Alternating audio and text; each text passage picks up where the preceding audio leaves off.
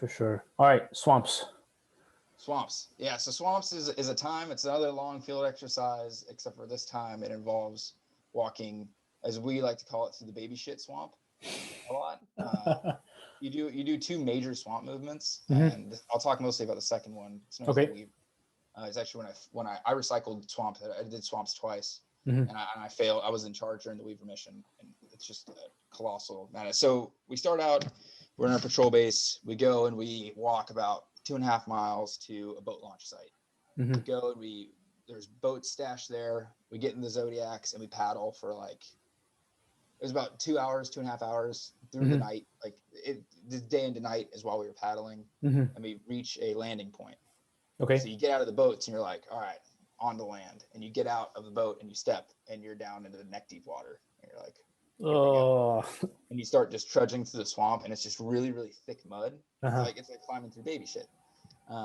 That's horrible. The swamp movement on its own is about 800 meters, 8 football fields. Mm-hmm. And it took us about 9 hours.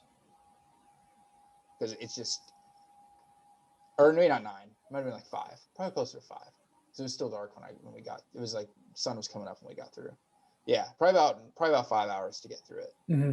Just because how thick it is, and in the middle of it, we do like a river crossing, mm-hmm. where there's like a river that's running through the swamp, and you gotta swim across it with this line, and it's this whole thing we do. Mm-hmm.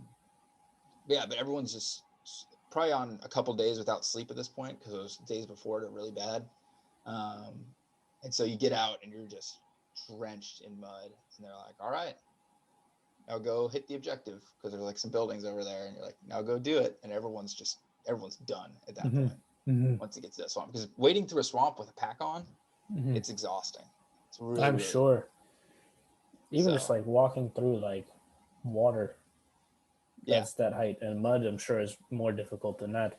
Yeah, and it's late in the phase, so everything's really heavy at that point. Mm-hmm. Like your bag, you're probably carrying over 105, 110 pounds. It's heavy. Everything's really, really heavy, and then everything's wet. Mm-hmm. So it's that last part is a gut check, and everybody gives up at that point. Like mm-hmm. that day, like it's usually just a wash. I did it twice. Both times it was a wash. Just the second we got in the swamp, everyone's like, all right, I'm done. And the leaders typically do not pass as a result. Yeah, that's tough, man. Yeah. Like you want to build that relationship with the guys, like that they want you to pass, like as the leader. Yeah. It's kind of like, all right, I'll do well for you if you do well for me, but I'm not doing this.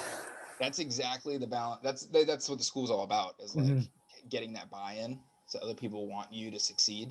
Mm-hmm. But yeah, on that day, it's just everyone starts really looking out for themselves, because I'm sure kind of going to survival mode.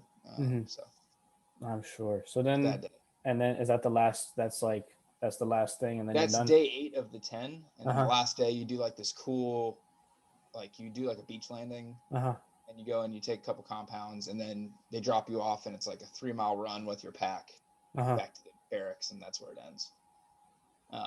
People just fall over when they got back to the barracks.